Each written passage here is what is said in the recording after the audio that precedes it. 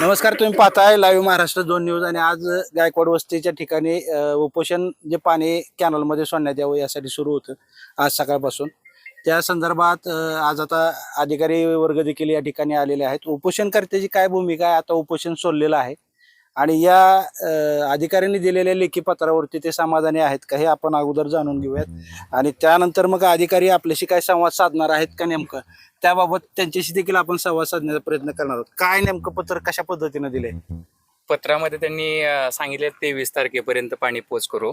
आणि तुम्ही जे म्हणता उपोषण सोडलं, उपोषण आजच्या पुरतं स्थगित आहे. 23 तारखेला कोणतीही नोटीस न देता वेगळ्या प्रकारचं आंदोलन करण्यात येईल. त्यावेळेस मात्र आजची जी ही नोटीस आहे, पूर्वीचीच नोटीस होती तीच त्यांना ग्राह्य धरावी लागेल. मग त्यावेळेस काही वेगळ्या प्रकारचे आंदोलन असतील त्याला प्रशासन जबाबदार आहे. बऱ्याच वेळ चर्चा चालू होती की पाणी सोडायचं किंवा हे करायचं, त्या संदर्भात बऱ्याच वेळा चर्चा चालू होती आणि काही ऑडिओ क्लिप जे आहेत की पाणी जे पाटकरी आहेत त्या संदर्भातले देखील आता काय व्हायरल होतील, त्या संदर्भात नेमकं काय सांगणार? कसं आहे, पाटकऱ्यांचे एजंट आहेत, ते एजंट पैसे घेतात, त्यामुळे पाटकरी कुठंच सापडत नाही. लिगल चौकशी जरी केली ते पाटकरी कुठं सापडत नाही. काल योगायोगानं थोडासा सापडलाय. आणि इथे एक सिस्टम आहे जी बंद झालेली, समजा टेल्स कडे पाणी चाललं असेल तर जी चिमणी बंद केली आहे प्रशासनानं, ती उघड्यासाठी एका दिवसाला 1000 रुपये रेट आहे, असं माझ्या माहितीप्रमाणे. मग आता हे 22-23चं आश्वासन दिलंय, नक्की पूर्ण होईल असं वाटतंय का? कारण पाण्याची परिस्थिती बघता आता सध्या उजनीतून कठीण आहे, परंतु मॅडमवर आणि प्रशासनावर आपण एक वेळेस विश्वास ठेवतो. आणि जर नाही झालं तर मग मला खळखटा करावं लागेल. यापूर्वी विश्वासघात अनेक वेळा झाला, भरपूर वेळेस विश्वास होईल असं कृत्य होईल का प्रशासन? हे बघा, मी आजही सांगतो, आज नाही उद्या, उद्या नाही परवा, कधीतरी तुमची चूक मला सापडेल आणि ह्या विश्वासघाताचा फटका त्यावेळेस मी पण घेणार. पण त्यावेळेस मग मी आबांचा ऐकणार नाही, कोणाचा ऐकणार नाही, कोणत्या प्रशासनाचं पण ऐकणार नाही. कारण चुका ज्या असतात, माणूस म्हटलं की चुकतो. माझ्याकडे एखादी चूक सापडली तर ते माझ्यावर 353 टाकतील, त्यांची एखादी चूक सापडली तर त्यांना घरी जावं लागेल. तर सध्या तरी गायकवाड वस्तीचं हे जे काय शेवटचं एक मोन्य व्यतिरेकीतलं शेवटचं आहे पाणी, ते सोडण्याच्या संदर्भात उपोषण आज केलेलं होतं. अधिकारी आलेले आहेत, कार्यकारी अभियंता असतील किंवा उप अभियंता असतील किंवा टीम असेल, या ठिकाणी आलेले आहे. लेखी पत्र दिलेलं आहे. मात्र जर अशा पद्धतीनं जर आश्वासन पूर्ण नाही झालं तर या अगोदरही विश्वासात झालेलाच आहे प्रशासनाकडनं. आश्वासन जर पूर्ण नाही झालं तर निश्चितपणाने वेगळं आंदोलन करेन असं इथल्या शेतकऱ्यांचं म्हणणं आहे. आणि जो काय या आरोप आता उपोषणकर्त्याकडनं केला गेलेला आहे की काही जण आता पैसे घेऊन पाणी सोडण्याचं कर्मचारी वर्गातून काम केलं जातं, अशांवरती अधिकारी कारवाई करणार आहेत का? त्या कर्मचाऱ्यांवरती अधिकारी कारवाई करणार आहेत की नाहीत हे देखील भविष्यात पाहावं लागेल. आणि दुसरा प्रश्न, पाणी येणार की नाही, कारण बऱ्याचशा या भागातलं, या कॅनलच्या परिसरातलं जर दृश्य बघितलं तर ऊस, डाळिंब जी काही पिकं आहेत ते आता जवळपास संपल्यात जमा आहेत. आधार या पिकांना मिळण्यासाठी आणि पिण्याचा पाण्याचा प्रश्न आहे, जनावरांचा पाण्याचा प्रश्न आहे, हा सुटण्यास मदत होईल की नाही हे पाहावं लागेल. तर कार्यकारी अभियंता जे आहेत ते मॅडम या ठिकाणी आलेले होते, त्यांच्याकडनं जाणून घ्यायचा प्रयत्न करूयात. मॅडम, आज तुम्ही व्हिजिट तर दिलेली आहे, काय नेमकी परिस्थिती पाण्याची मोडणीच्या व्यतिरेकीवरची आहे?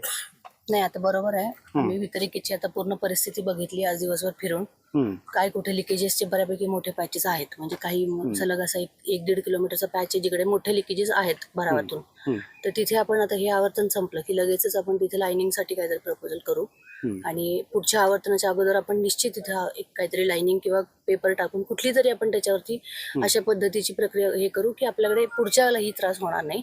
आणि आता ज्या कालव्यावर मोटर चालू आहेत तर त्या बंद करण्यासाठी MACB कार्यकारी अभियंत्यांना मी पत्र पण दिलंय. मी त्यांच्याशी तोंडी फोनवर चर्चा पण केली आहे सकाळी, डेप्युटी इंजिनियर बरोबर पण चर्चा केलेली आहे आणि आपण त्यांच्या सहकार्याने कालव्यावरच्या मोटरी बंद ठेवू आणि लवकरात लवकर टेलला पाणी आणण्याचं आपण नियोजन केलेलं आहे. आपण ते पूर्ण करू. सकाळी उद्या 2 मशीन पण इथे येतील. कालव्यामध्ये जे काय अडचणी किंवा जे मध्ये झाडझुडपं वाढलेली ते सगळी आपण काढून घेऊ पुढचे 2 दिवस आणि पाणी आपण टेलला आणण्याचा प्रयत्न करू. शेतकऱ्यांनी आता आपल्याशी संवाद साधताना बऱ्याच वेळा पाठीमागचं असं बरंचसं काढलं त्यांनी. आता तुम्ही इथं रुजू झाल्यापासून जवळपास 90-95 दिवसचा कालावधी होतोय. काय नेमकी प्रोसेस, समान न्याय पाणी वाटपासाठी, समान न्याय राबवण्यासाठी काय तुम्ही ठोस कारवाई केली का? नाही, समन्वय पाणी वाटप हे आपलं धोरणच आहे. आता काय परिस्थिती आहे की सिनामाडाचं जे पूर्ण क्षेत्र आहे 16,522, त्यापैकी आज रोजी आपल्याकडे निर्मित क्षेत्र आहे 14,944. पूर्ण क्षेत्राची निर्मिती झालेली नसल्यामुळे आणि थोडंसं बाकी आपल्या चाऱ्यांचं थोडं लाईनिंगची कामं बाकी आहेत किंवा काही स्ट्रक्चरची कामं बाकी आहेत, त्यामुळे पाणी वापर संस्था इथे स्थापन झालेल्या नाहीत. तर आपण आता प्रथम प्राधान्याने आपण काय करू की आपली एकदा RPRची कार्यवाही पूर्ण झाली, तृतीय सुधारित प्रशासकीय मान्यता अहवाल आपला शासनाकडे गेलेला आहे, तो एकदा पूर्ण झाला की आपल्याला कालव्यांची उर्वरित कामं करून लवकरात लवकर पाणी वापर संस्था इथे स्थापन करणं गरजेचं आहे, जेणेकरून एकदा तुमच्या ताब्यात आली संस्था की आपोआप सगळ्यांना समन्वय पद्धतीने पाणी वाटप करता येणं शक्य होईल आपल्याला.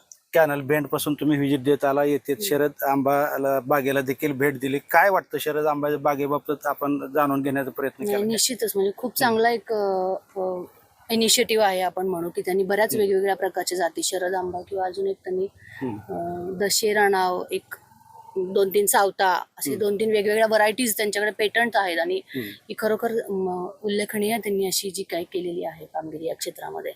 तर निश्चितच आम्हाला त्याचा आनंद झाला बघून, अशी काहीतरी वेगळी गोष्ट बघून आनंद झाला आणि सगळ्या शेतकऱ्यांनी प्रगती करावी आणि सिनामडाच्या पाण्याने सगळ्यांची भरभरून उन्नती व्हावी एवढंच आमची अपेक्षा आहे. तर सध्या तरी गायकवाड वस्तीतील या शेतकऱ्यांना मुन्नेमितरेकीचा जो काय टेलचा जो भाग आहे त्या शेतकऱ्यांना पाणी मिळण्याच्या दृष्टिकोनातून निश्चितपणानं 22-23 तारखेपर्यंत पाणी पोहोचवण्यासाठी प्रशासन प्रयत्न करणार आहे आणि जी काय अनधिकृत ज्या काय बाबी असतील त्या निश्चितपणानं त्यावरती कारवाई करण्यात येईल असं देखील मॅडमनी या ठिकाणी लाईव्ह महाराष्ट्र झोन न्यूजशी बोलताना सांगितले. युवराजसह मी रमेश शिरसट, गायकवाड वस्ती.